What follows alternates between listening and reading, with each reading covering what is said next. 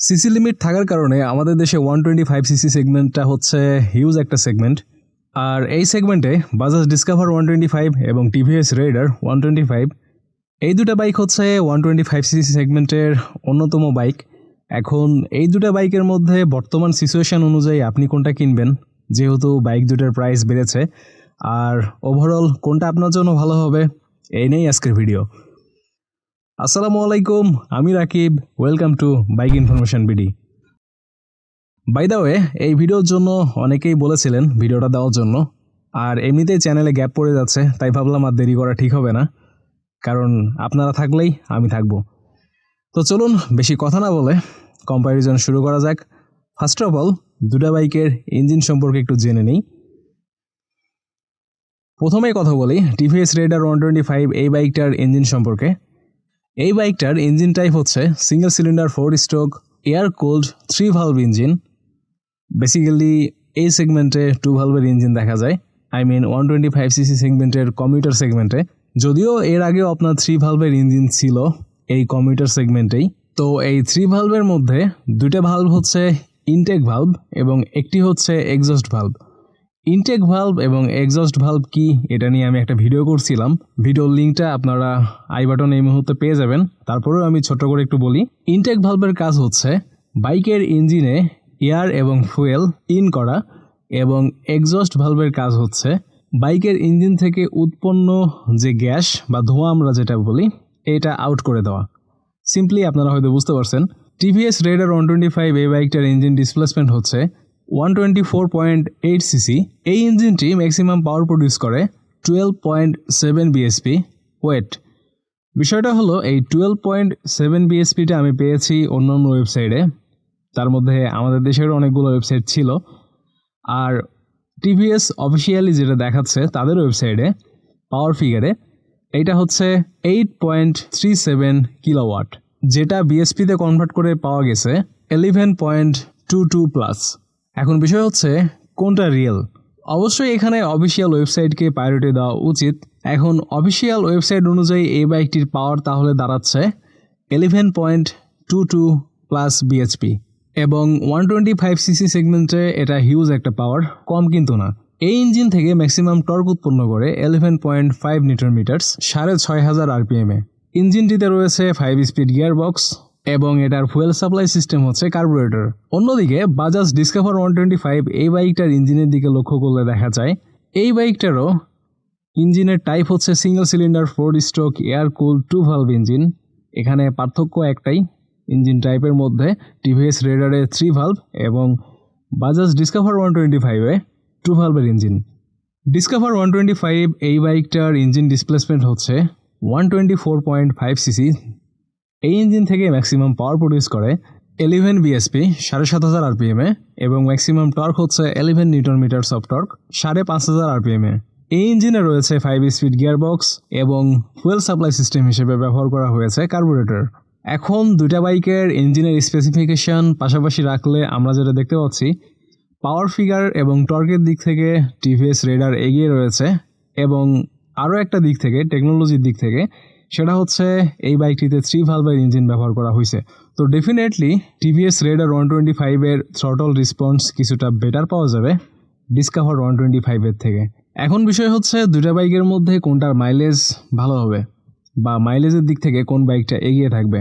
আমরা সাধারণত এটা জানি বাইকের ইঞ্জিনের ভালভ বাড়ানো হলে ফুয়েল এফিসিয়েন্সি বেড়ে যায়, আর এটাই কিন্তু হয়েছে টিভিএস রেইডারের দিক থেকে। যদিও দুটো বাইকই হচ্ছে কম সিসির কমিউটার বাইক আর ইঞ্জিনের আকারটাও ছোট্ট, তারপরেও ভালভের সংখ্যা বেশি হলে কোথাও না কোথাও তো একটু ফুয়েল বেশি টানবেই, যেহেতু ইনটেক ভালভ হচ্ছে দুইটা। তো এই দিক থেকে টিভিএস রেইডার 125-এর মাইলেজের কথা বললে এই বাইকটা থেকে আপনারা 45 প্লাস মাইনাস সিটিতে এবং হাইওয়েতে 48-50 প্লাস মাইনাস মাইলেজ পেয়ে যাবেন।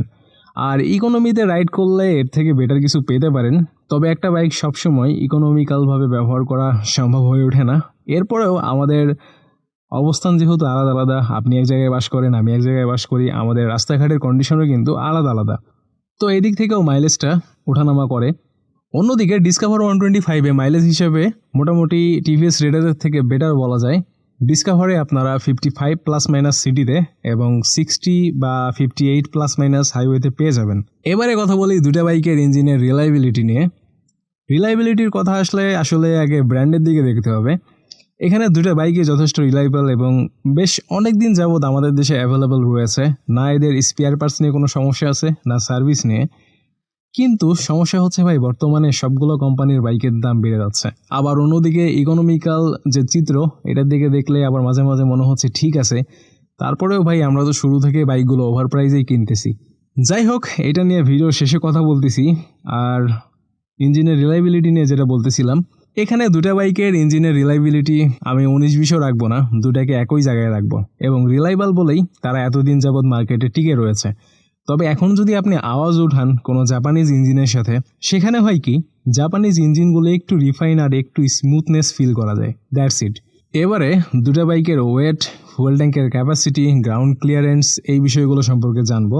টিভিএস রেডার 125 এই বাইকের কার্বওয়েট হচ্ছে 123 কেজি, যেখানে ডিসকভার 125 এর কার্বওয়েট হচ্ছে 124.5 কেজি। মানে সোজা বাংলায় 1.5 কেজি হালকা টিভিএস রেডার ডিসকভারের থেকে। গ্রাউন্ড ক্লিয়ারেন্সের দিক থেকে দেখতে গেলে টিভিএস রেডারের গ্রাউন্ড ক্লিয়ারেন্সটা অনেক বেশি, 180 mm, যেটা মোটামুটি অনেক ভালো আমাদের রোড কন্ডিশন অনুযায়ী। অন্যদিকে ডিসকভারের গ্রাউন্ড ক্লিয়ারেন্স হচ্ছে 165 mm, যেটাও হিউজ। এমন না যে আপনার 165 রাস্তায় ঘষা খাবে গতিরোধকের সাথে, বা ভাঙাচোরা রাস্তায় আপনি প্যারা খাবেন, এটাও ঠিক আছে, ওইটাও ঠিক আছে। ফুয়েল ট্যাঙ্কের ক্যাপাসিটির দিকে দেখতে গেলে টিভিএস রেডারের ফুয়েল ট্যাঙ্ক ক্যাপাসিটি বেশি 2 লিটার ডিসকভারের থেকে। সেক্ষেত্রে টিভিএস রেডার 125 এর ফুয়েল ট্যাঙ্ক ক্যাপাসিটি হচ্ছে 10 লিটার এবং ডিসকভার 125 এর ফুয়েল ট্যাঙ্ক ক্যাপাসিটি হচ্ছে 8 লিটার। এবারে টায়ার, ব্রেকিং, এই বিষয়গুলো সম্পর্কে একটু কথা বলা যাক। টিভিএস রেডার 125 এই বাইকে ফ্রন্ট টায়ার হিসেবে ব্যবহার করা হয়েছে 80/100 17 এবং রিয়ারে ব্যবহার করা হয়েছে 100/90 17। বাইকটির অ্যালয় রিমের সাইজ হচ্ছে 17 ইঞ্চ আর টায়ারগুলো হচ্ছে টিউবলেস।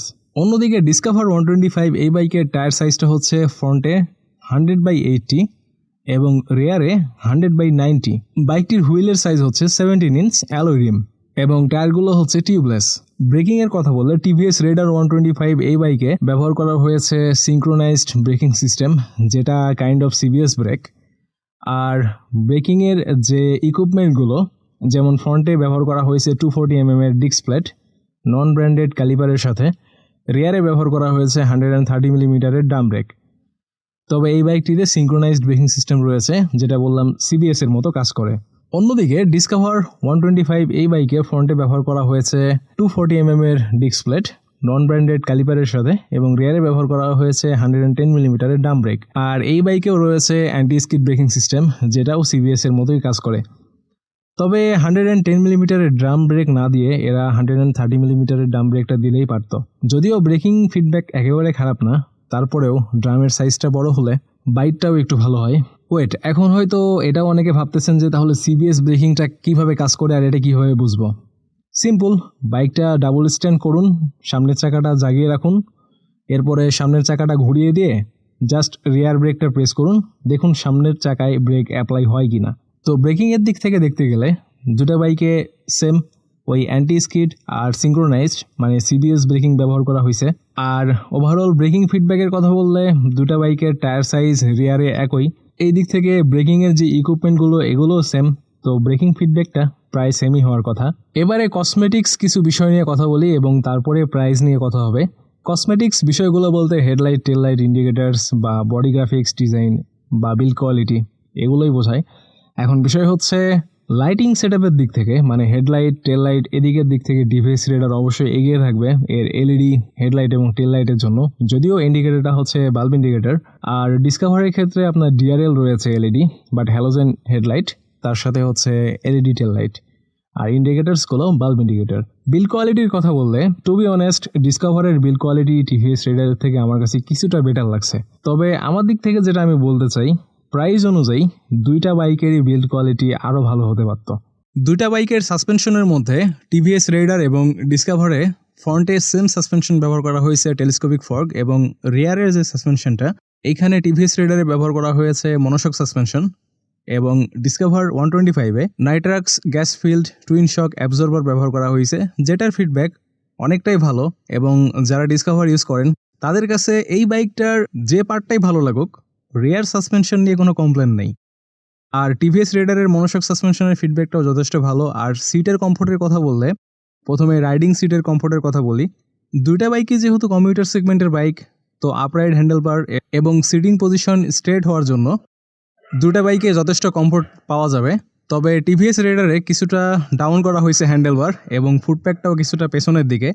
তো এদিক থেকে riding comfort as a commuter bike হিসেবে ডিসকভার এগিয়ে থাকবে। পিলিয়ন কমফোর্টের কথা বললে দুটা বাইকের পিলিয়ন কমফোর্ট খুবই ভালো এবং সিটের কোয়ালিটির কথা বললে দুটা বাইকেই সুন্দর সিট ব্যবহার করা হয়েছে। যদিও টিভিএস রেডারে স্প্লিট সিট দেওয়া হয়েছে, তারপরেও পিলিয়ন কমফোর্ট যথেষ্ট ভালো দুটা বাইকেরই। আর রিয়ার সাসপেনশনের দিক থেকে দুটা বাইকে আমি সমান অবস্থায় রাখবো। ভাই ব্রাদার্স, এই মুহূর্তে আপনারা স্ক্রিনে দুটা বাইকের প্রাইস দেখতে পাচ্ছেন। অবশ্যই লেটেস্ট প্রাইজের জন্য ভিডিওর ফার্স্ট কমেন্ট এবং ডেসক্রিপশন বক্স চেক করতে পারেন। বর্তমানে এই দুটো বাইকের প্রাইস দেখে আপনাদের অনেকেরই হয়তো মনে হচ্ছে যে একটা সময় এই বাজেটে আমরা 150cc বাইক কিনেছি এবং শুনতেছি বাইকের দাম নাকি আরও বাড়বে। দেখা যাক এর শেষ কোথায়। তার সাথে আরও একটা কথা, সব কিছুরই একটা লিমিট থাকার দরকার আছে। মাঝে মাঝে তো মনে হয় ভাই যে 125cc সেগমেন্টের বাইক কিনবই না এই শুধুমাত্র প্রাইজের জন্য। যদিও প্রত্যেকটা সিসি সেগমেন্টেই আপনার প্রাইস বাড়ছে, এখন বাধ্য হয়ে কিনতেই হচ্ছে আমাদেরকে। তো ভাই ব্রাদার্স, আশা করি আমার দিক থেকে এই দুটা বাইক সম্পর্কে মোটামুটি আমি সবই বলছি আপনাদের। এরপরেও যদি কোনো ইস্যু থেকে থাকে তাহলে কমেন্ট করুন, অবশ্যই আমি আপনাদের সাথে কথা বলবো। আর নেক্সটে কী নিয়ে ভিডিও করা যায় এটা একটু বললেন, তাহলে আমি আপনাদের সাথে দেখা করতেছি এভাবেই অন্য কোনো ভিডিওতে। সে পর্যন্ত ভালো থাকবেন, সুস্থ থাকবেন, আল্লাহ হাফেজ।